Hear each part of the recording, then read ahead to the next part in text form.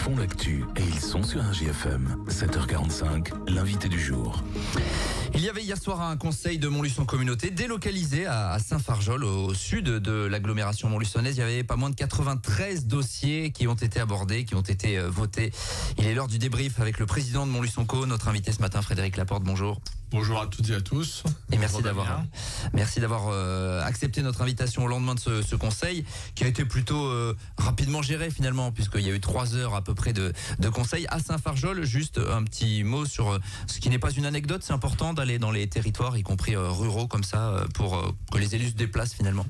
C'est même essentiel. C'était une de mes volontés effectivement délocaliser au moins un conseil par an. Donc c'est la 3e année qu'on a un conseil hors les murs, si je puis dire, hors la cité administrative, qui est le siège de la collectivité. Et là, c'était Saint-Fargeol. Alors c'est vrai que c'est la commune la plus au sud de Montluçon Communauté, mais il faut un petit peu de temps pour y aller. Mais justement, au contraire, c'est la bonne période, le printemps. Et on a découvert aussi le village pour certains, moi je le connaissais, mais d'autres élus on peut découvrir le village, l'accueil des habitants et des élus, et c'est ça Montluçon Communauté, la solidarité, l'intérêt qu'on porte aux territoires les plus ruraux. Et il y avait un très beau coucher de soleil en remontant sur Montluçon hier soir dans les Combrailles. Voilà pour la petite anecdote. Pour des choses plus sérieuses, évidemment hier on en a parlé tout à l'heure dans le journal, il y a eu donc ce vote d'une avance remboursable sur le budget annexe dédié à la zone de Châteauguay. Alors c'est un peu technique, mais ce qu'il faut comprendre, c'est que la com d'Aglo veut donc créer une nouvelle zone finalement là en bordure de RN 145. Pourquoi finalement ? Pourquoi ? Parce que aujourd'hui on n'a plus de zone économique à vocation industrielle. À partir du moment où on aura vendu l'ALO à la société Emeris pour le projet Émilie, qu'on a la forte volonté de participer à ce qu'on appelle généralement la réindustrialisation de la France et de l'Europe, et que j'ai été à la rencontre de conseillers gouvernementaux pour savoir quels étaient les besoins, notamment en foncier.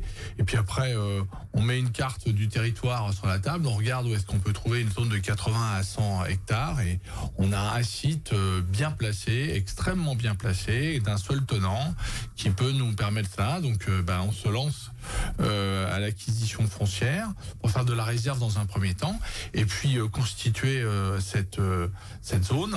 Donc ce qui veut dire que rapidement, dès fin 2024, début 2025, on va aller chercher maintenant des industriels, ou alors avec le gouvernement, le futur gouvernement, travailler sur ces options-là pour pouvoir offrir un terrain aménagé, ce qui sera fait dans un deuxième temps, à une entreprise qui viendrait s'implanter. Notre objectif, c'est pas de démultiplier une zone artisanale, si je puis dire, mais d'avoir véritablement un très gros projet industriel. Important que c'est exclusivement dédié à l'industrie, puisque Châteauguay pour le grand public ça sonne comme du commerce. C'est pas le cas là pour le coup. Absolument pas. Je pense qu'en matière de commerce on est assez bien fourni. Il manque peut-être une ou deux enseignes, il n'y a pas de problème là-dessus, mais ce que je veux dire, c'est qu'on n'a pas besoin d'une nouvelle zone commerciale. Voilà. Là c'est exclusivement à l'industrie, et plutôt à l'industrie de nouvelles technologies, l'industrie moderne, l'industrie du développement durable. Alors on l'a évoqué, des batteries, des voitures électriques, des panneaux photovoltaïques, du recyclage, enfin tout ce qui va rentrer dans la nouvelle économie. Et il y a d'autres choses encore à inventer. Le recyclage, on en a parlé, et ça me semble extrêmement important. C'est sûrement une vocation ou un secteur d'activité qui est en plein boom, parce qu'aujourd'hui on a besoin de retraiter des produits électroniques. Notamment on a un faiseur déjà sur Montluçon qui travaille depuis longtemps là-dessus. Donc voilà, il y a beaucoup de choses à travailler sur ce sujet. Il va donc falloir acquérir le foncier. Vous avez déjà commencé à tâter le terrain. Ça va prendre du temps, ça ? Écoutez, souvent c'est la première opération qui déclenche le reste. Je pense que le prix est assez attractif. On a voulu que tout le monde y trouve son compte pour aller assez vite. Il y a une partie du terrain qui appartient à la commune de Domérat. On va travailler tous ensemble. Je travaillais avec madame le maire de Domérat. En tout cas, elle était informée de mon travail et de l'avancée de celui-ci, comme je l'avais fait avec le maire de Saint-Victor pour le projet Imeris. Donc je travaille avec les élus. Mais évidemment, pour que ça avance bien, il faut pas en parler tous les 4 matins, et puis surtout en faire une publicité monstre. Ça sera où exactement, d'ailleurs, cette zone, sur la localisation par rapport à l'actuel Châteauguay ? en face, de l'autre côté de la RCEA. De l'autre côté de la RCEA. Le reproche que l'on va peut-être vous faire, c'est de dire vous allez grignoter des terrains agricoles. On sait que c'est un sujet important. Mais voilà, vous l'assumez. Vous dites si on veut aujourd'hui et dans les années futures accueillir de nouvelles entreprises industrielles, à un moment donné, il faut qu'il y ait l'espace pour. Alors, vous avez donné la moitié de la réponse. Et la deuxième chose, c'est que c'est pas des terrains agricoles qui sont beaucoup exploités actuellement. Je ne veux pas dire qu'ils sont abandonnés, mais il y a quelques animaux qui, de temps en temps, broutent les terrains. Mais voilà, il y a pas, c'est pas de la culture, c'est plutôt de l'élevage et pas très intensif. Donc, je pense pas que ces terres-là vont manquer dans les médias. Et puis, quand on parle aux éleveurs, aujourd'hui, je ne veux pas dire qu'il manque pas de terre, mais c'est surtout qu'on manque de repreneurs. Donc, il y a d'autres sujets sur l'agriculture que le manque de terre dans notre région, en tout cas pour le moment. Alors, ce projet-là, il s'inscrit dans la droite ligne du projet Imeris qui est en cours. Ça avance. Alors, il y a le débat public qui est suspendu en raison de la période de réserve électorale, mais ça avance pour tout ce qui est justement terrain et rapport avec la société. C'est tout l'intérêt de se lancer assez longtemps à l'avance dans l'acquisition foncière dont on vient de parler, parce que c'est très très long. Il y a des dizaines d'études à faire, il y a beaucoup de négociations. Là, ça avance, mais faut faire des fouilles.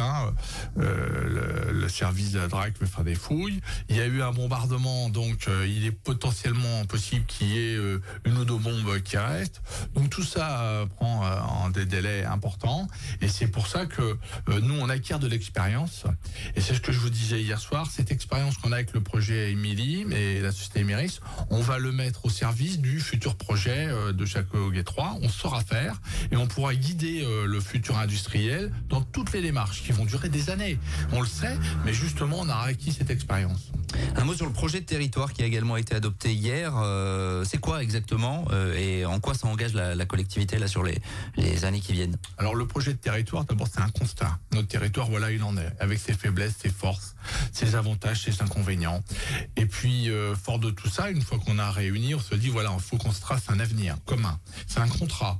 Le contrat, il engage les 21 collectivités autour de 10 axes. Et puis, derrière ces axes stratégiques, il y a des dizaines d'actions, dont certaines sont déjà lancées. On en a vu quelques-unes. Le contrat local de santé, par exemple, l'installation d'Émilie et la réindustrialisation en fait partie. Le travail sur le patrimoine, enfin je ne vais pas tous les citer, il y a 10 axes et puis des dizaines d'actions derrière. Ce qui était important, c'était de le structurer, parce que ça c'est notre cahier des charges, notre cahier d'action pour les 15, 20, 30 prochaines années. Ça va bien au-delà de l'engagement politique qui est le mien, ça va bien au-delà de notre mandat actuel et des 2 ou 3 années, 2 ou 3 mandats futurs. C'est vraiment une vision à très long terme et c'était essentiel pour notre territoire.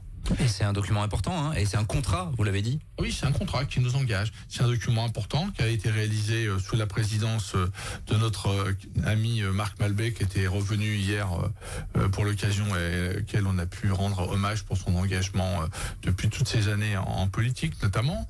Et oui, ça nous engage parce que on se donne volontairement un objectif et une ligne de conduite, une ligne de vie ensemble. Je voulais vous demander de changer de casquette, de prendre celle de maire de Montluçon sur les gros chantiers, le château, l'hôtel de ville. Ça avance, les travaux de l'hôtel de ville? Oui, ça avance. Aujourd'hui, c'est complètement déconstruit. D'ici quelques jours, on va annoncer des dates de visite. La population pourra découvrir la salle avec la verrière. Alors évidemment brute. Il y a beaucoup de travaux à réaliser. Vous verrez que la fresque au fond est quand même un petit peu abîmée. Vous verrez qu'il y a une balustrade qui est très abîmée. Alors vous le verrez moins parce que c'est très haut, hein, c'est à une quinzaine de mètres. La verrière aussi a quand même besoin d'une sérieuse rénovation. Ceux qui disent que ça n'avait pas besoin de travaux, bien entendu, n'étaient pas bien informés et surtout n'avaient pas été voir. Mais là, ils vont peut-être pouvoir constater qu'il y avait vraiment des choses à faire. Et surtout que c'est un bâtiment exceptionnel. En préambule hier de ce conseil d'agglo, l'une des élus d'opposition, Juliette Verte, a mentionné les insultes dont a été victime Pierre Mottet, l'un des adjoints d'opposition. Vous avez immédiatement apporté votre soutien parce que les insultes n'ont pas leur place finalement. Alors, vous savez ce que j'en pense, hein. Malheureusement, on en subit beaucoup. Alors sûrement moi plus que les autres puisque je suis le maire et c'est tout aussi scandaleux. Mais là, c'était au-delà des insultes, c'était des menaces. Quand j'ai vu ça sur un de ses réseaux sociaux, Je lui ai envoyé un message en lui disant que je trouvais cela scandaleux en tant qu'individu de se faire insulter de la sorte, et en tant qu'élu en particulier. Je lui ai apporté mon soutien, et surtout je lui ai dit que la commune apportait son soutien, et que s'il avait besoin, eh bien on prendrait une mesure, j'allais dire, de soutien fonctionnel, pour qu'il puisse aller en justice.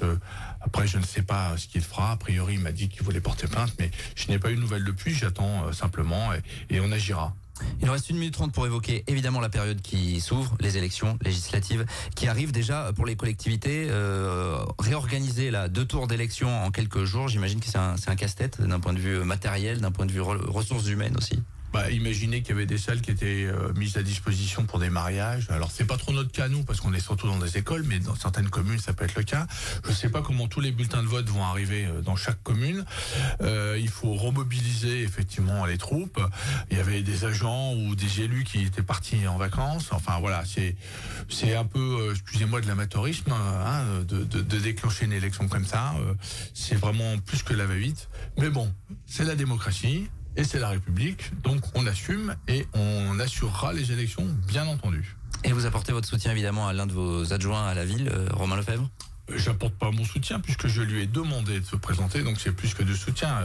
Pour moi, c'est l'homme du territoire, c'est le seul candidat qui est issu du territoire. Il connaît notre collectivité, il connaît nos collectivités, il connaît leurs habitants, et je pense qu'il pourra nous défendre, il pourra nous représenter. C'est extrêmement important parce que le député, il vous permet d'avoir accès au gouvernement.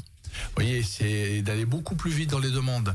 Il permet d'aller rencontrer la haute administration et d'aller beaucoup plus vite pour avoir des informations. Et ça, je pense que c'est essentiel d'avoir quelqu'un qui connaisse le territoire et les habitants. C'est quelqu'un qui est loyal, c'est quelqu'un qui est travailleur. Ceux qui le connaissent comme adjoint le voient toutes les semaines sur les terrains, dans les associations sportives notamment, puisqu'ici sa délégation. Et je suis certain que ça sera un excellent député. Je suis heureux qu'il ait accepté. Et on va se battre pour qu'il soit élu. Il y a 4 candidats, j'allais dire, un peu plus sérieux qui ont une chance de l'emporter, et c'est le seul qui est issu du territoire. Voilà. Frédéric Laporte, président de Montluçon Co, maire de Montluçon, merci d'avoir été avec nous ce matin. Merci, au lendemain à tous. de ce conseil d'agglomération à Saint-Fargeol. 7h57, on revient dans quelques minutes. Tous les matins, 7h45, l'invité du jour en direct sur RJFM. Retrouvez l'invité du jour en podcast sur rjfm.net et l'appli RJFM, mais aussi en replay vidéo sur YouTube et Facebook RJFM.